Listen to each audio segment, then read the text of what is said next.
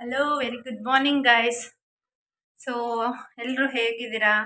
I hope ಎಲ್ಲರೂ ಚೆನ್ನಾಗಿದ್ದೀರಾ ಅಂತ ಅನ್ಕೊಂಡಿದ್ದೀನಿ. ಸೊ ಇವತ್ತು ಸಂಡೇ, ಲೇಜಿ ಸಂಡೇ ಅಂತ ಹೇಳ್ಬೋದು. ಸೊ ಸಂಡೇ ಅಂದರೆ ನಾನು ಆ್ಯಕ್ಚುಲಿ ಸ್ವಲ್ಪ ಲೇಜಿ.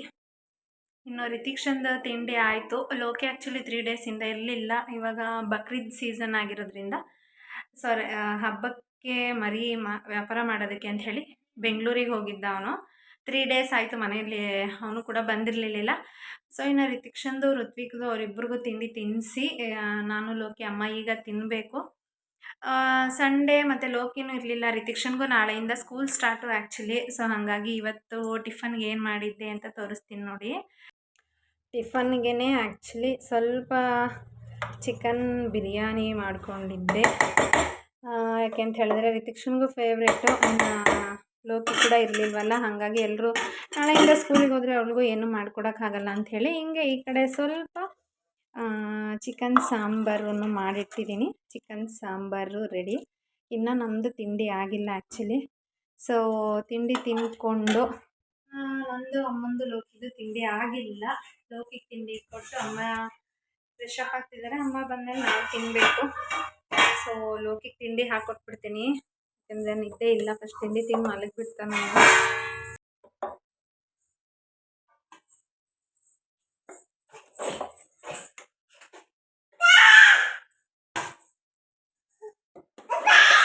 ಋತ್ವಿಕ್ ನೋಡಿ ಹೆಂಗೆ ಸೌಂಡ್ ಮಾಡ್ತಾ ಇದ್ದಾನೆ ಅಂಥೇಳಿ. ಅಪ್ಪಂಗೆ ತಿಂಡಿ ಹಾಕ್ಕೊಡ್ತಾ ಇದ್ರೆ ಇಲ್ಲಿ ಆಟ ಆಡ್ತಾ ಇದ್ದಾನೆ. ಏ ಋತ್ವಿಕ್, ಏನದು? ತೆಗಿ ಕೈ, ತೆಗಿ. ಸೊ ತಿಂಡಿ ತಿಂದು ವಿಡಿಯೋಸ್ ಕಂಟಿನ್ಯೂ ಮಾಡ್ತೀನಿ ಗಾಯ್ಸ್. ಲೋಕಿ ಕೂಡ ಆ್ಯಕ್ಚುಲಿ ತುಂಬ ನಿಧಾನನೇ ಊಟ ಮಾಡೋದು. ಸೊ ಫುಲ್ಲು ಟಯರ್ಡಲ್ಲೇ ಇದ್ದಾನೆ. ಅಮ್ಮ ಕೂಡ ಫ್ರೆಶ್ ಅಪ್ ಆಗ್ತಾ ಇದ್ದಾರೆ.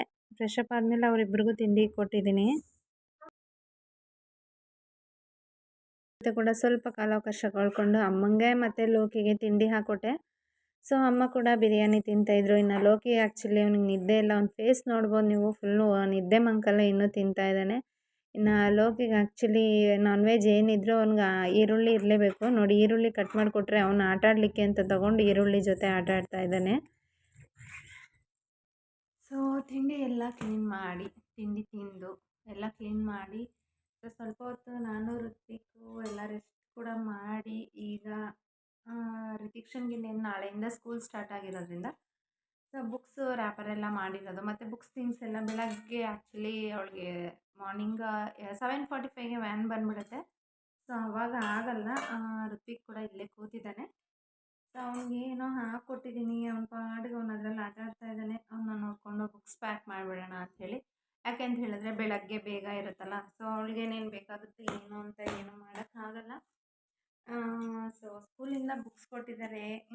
ಇಷ್ಟೊಂದು ನಾವೆಲ್ಲ ಓದಬೇಕಾದ್ರೆ ಆ್ಯಕ್ಚುಲಿ ಇಷ್ಟೊಂದು ದುಡ್ಡಿಗೆ ತುಂಬ ಬರೋದು. ಸೊ ಬರೀ ಇಷ್ಟು 5 ನೋಟ್ಬುಕ್ ಕೊಟ್ಟಿದ್ದಾರೆ. ಸೊ ಎಷ್ಟು ನೋಟ್ಸ್ ಬುಕ್ಕಪ್ಪ ಅಂದ್ರೆ ಟೆಕ್ಸ್ಟ್ ಬುಕ್ಗೆ 1 2 3 4 5 6 7 8 ಟೆಕ್ಸ್ಟ್ ಬುಕ್ ಕೊಟ್ಟಿದ್ದಾರೆ. ಸೊ ಎಷ್ಟಾಗಿರ್ಬೋದು ಅನ್ನೋದು ಯಾರಾದರೂ ಗೆಸ್ ಮಾಡಿ. ಸೊ ಏನು ಗೊತ್ತಾ ಗೈಸ್, ಆ್ಯಕ್ಚುಲಿ 8 ಟೆಕ್ಸ್ಟ್ ಬುಕ್ ಕೊಟ್ಟಿರೋದವರು. ಸೊ 8 ಟೆಕ್ಸ್ಟ್ ಬುಕ್ಗೆ 5,000 ರುಪೀಸ್ ಆಗಿದೆ. ಅಂದರೆ 4,800 ರುಪೀಸು, 200 ರುಪೀಸ್ ಕಡಿಮೆ ಅಷ್ಟೇ. ಆದರೂ ಇದಕ್ಕೆ 8 ಬುಕ್ಗೆ 5,000 ರೂಪಾಯಿ ಅಂದರೆ ಯಾರಿಗೆ ಆಗುತ್ತೆ? ಸೊ ಈ ಥರ ಎಲ್ಲ ಫಸ್ಟೆಲ್ಲ ಎಲ್ಲೇ ಇರಲಿಲ್ಲ. ಸೊ ನೋಡಿದ್ರಲ್ಲ, 5,000 ರೂಪಾಯಿಗೆ ಅಂದರೆ ಎಷ್ಟು ಇದು ಮಾಡೋರು ಅವಾಗ. ಒಂದೆಷ್ಟೋ ತಿಂಗಳದು ಮನೆ ಕೂಡ ನಡೆದು ಬಿಡೋದು. ಬಟ್ ಇವಾಗ 5,000 ರೂಪಾಯಿ ಅಂದರೆ ಏನು ವ್ಯಾಲ್ಯೂ ಇಲ್ಲ. ನಾಳೆ ಬೆಳಗ್ಗೆ ಅಷ್ಟೊತ್ತಿಗೆ ಆಗಲ್ಲ ಅಂಥೇಳಿ ಅವಳದು ಕೂಡ ಬ್ಯಾಗ್ ಪ್ಯಾಕ್ ಮಾಡಿಬಿಡೋಣ ಅಂಥೇಳಿ ಮಾಡ್ತಾಯಿದ್ದೀನಿ. ಆ್ಯಕ್ಚುಲಿ ಬುಕ್ಸ್ ರ್ಯಾಪರ್ ಮಾಡಿದ್ದೆಲ್ಲ ಲೋಕಿ ಮಾಡಿಟ್ಟು ಹೋಗಿದ್ದ. ನನಗೆ ರ್ಯಾಪರ್ ಮಾಡ್ಕೊಳಕ್ಕೆ ಆಗಲ್ಲ ಅಂಥೇಳಿ ಮತ್ತು ಋತ್ವಿಕ್ ಇಟ್ಕೊಂಡು ಆಗಲ್ಲ ರ್ಯಾಪ್ ಮಾಡೋಕ್ಕೆ. ನಾವು ಮಾಡಬೇಕಾದ್ರೆ ಆಲ್ಮೋಸ್ಟ್ ಎಲ್ಲ ಕಿತ್ತ ಹಾಕ್ಬಿಡ್ತಾನೆ. ಸೊ ಹಾಗಾಗಿ ಅವಳಿಗೆ ಈಸಿ ಆಗೋ ಥರ ಎಲ್ಲ ಟೆಕ್ಸ್ಟ್ ಬುಕ್ ಒಂದು ಸೈಡು, ಆಮೇಲೆ ನೋಟ್ಸ್ ಬುಕ್ಸ್ ಎಲ್ಲ ಒಂದು ಸೈಡ್ ಇಟ್ಟು ಅವಳಿಗೆ ಬ್ಯಾಗ್ ಪ್ಯಾಕ್ ನೀಟಾಗಿ ಮಾಡಿಕೊಟ್ರೆ ಸೊ ದಟ್ ಅವಳು ಕೂಡ ನೀಟಾಗೆಲ್ಲ ರೆಕಗ್ನೈಸ್ ಮಾಡೋಕೆ ಅವಳಿಗೂ ಈಸಿ ಆಗಿಬಿಡುತ್ತೆ. ಇನ್ನು ಇದಕ್ಕೆಲ್ಲ ಇವಾಗ ಲೇಬಲ್ ಹಾಕಬೇಕು. ಸೊ ಲೇಬಲ್ ಎಲ್ಲ ಹಾಕಿ ಎಲ್ಲ ಸ್ಟಿಕ್ ಮಾಡಿ ನೋಟ್ಸ್ ಎಲ್ಲ ಅವಳಿಗೆ ಯಾವ ನೋಟ್ಸು ಅಂತ ಹೇಳಿ ಸೊ ಅವಳಿಗೂ ಕೂಡ ಈಸಿ ಆಗಬೇಕಲ್ಲ. ಸೊ ಈಗ ಲೇಬಲ್ ಹಾಕಿಟ್ಬಿಟ್ರೆ ಆಮೇಲೆ ಅವಳಿಗೆ ಬ್ಯಾಗ್ ಪ್ಯಾಕ್ ಮಾಡಿಬಿಡ್ತೀನಿ. ಬೆಳಗ್ಗೆಯಿಂದ ನಾಳೆಯಿಂದ ಸ್ಕೂಲ್ಗೆ ಹೋಗ್ಬೇಕು ಅವಳು. ಸೊ ಲೇಬಲ್ ಹಾಕಿಟ್ಬಿಡೋಣ.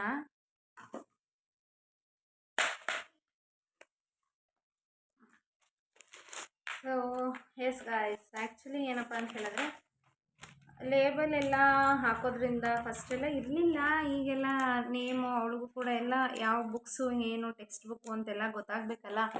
ಸೊ ಹಾಗಾಗಿ ಅವಳ ಹೆಸರನ್ನ ಬರೆದು ಯಾವ ಕ್ಲಾಸು ಏನು ಅಂತೆಲ್ಲ ಬರೆದಿಟ್ಬಿಟ್ರೆ ಸೊ ಅವಳಿಗೂ ಈಸಿ. ಆಮೇಲೆ ಬುಕ್ಸ್ ಏನಾದರೂ ಕಳೆದೋದ್ರೆ ಸೊ ನೋಡೋಕ್ಕೆ ನಮಗೂ ಕೂಡ ಈಸಿ. ಹಾಗಾಗಿ ಅವಳು ಈ ಥರ ಬರೆದಿಟ್ಬಿಟ್ರೆ ಸೊ ಈಸಿ ಆಗ್ತಾ ಇರುತ್ತೆ. ಯಾರ್ಯಾರ ಪೇರೆಂಟ್ಸು ಏನೇನು ಸ್ಕೂಲ್ ಪ್ರಿಪ್ರೇಷನ್ ಎಲ್ಲ ಆ್ಯಕ್ಚುಲಾಗಿ ಏನಪ್ಪ ಅಂತ ಹೇಳಿದ್ರೆ ಎಲ್ಲ ಪೇರೆಂಟ್ಸು ಇವಾಗ ಸ್ಕೂಲಿಗೆ ಕಳ್ಸೋಕೆ ಇನ್ನೇನು ಮಂಡೆಯಿಂದ ಎಲ್ರಿಗೂ ಯೂಶ್ವಲಾಗಿ ಸ್ಟಾರ್ಟ್ ಆಗಿಬಿಟ್ಟಿರುತ್ತೆ. ಎಲ್ಲರೂ ಅವ್ರವ್ರ ಮಕ್ಕಳನ್ನ ಕಳಿಸೋದ್ರಲ್ಲಿ ಅಂತೂ ತುಂಬ ಬ್ಯುಸಿಯಾಗಿರ್ತಾರೆ. ಯಾರ್ಯಾರು ಏನೇನು ಮಾಡಿದ್ರಿ, ಮತ್ತು ಇದರಲ್ಲಿ ಕೆಲವೊಂದೊಂದ್ಸಲ ಏನೇ ಬರೆದಿಟ್ರು ಮಿಸ್ ಕೂಡ ಆಗಿಬಿಡುತ್ತೆ. ಸೊ ಈ ಥರ ಸ್ಟಿಕ್ ಮಾಡಿಟ್ಬಿಟ್ರೆ, ಎಷ್ಟು ಬರೆದ್ಬಿಟ್ಟು ಈ ಥರ ಸ್ಟಿಕ್ ಮಾಡಿಟ್ಬಿಟ್ರೆ ಸೊ ಅವಳಿಗೂ ಕೂಡ ಈಸಿ ಆಗುತ್ತೆ. ಸೊ ಅವಳು ಅವಳ ಬುಕ್ ಎಲ್ಲ ಪ್ಯಾಕ್ ಮಾಡಿಟ್ಬಿಟ್ಟು ಸೊ ಮತ್ತೆ ವಿಡಿಯೋ ಕಂಟಿನ್ಯೂ ಮಾಡ್ತೀನಿ.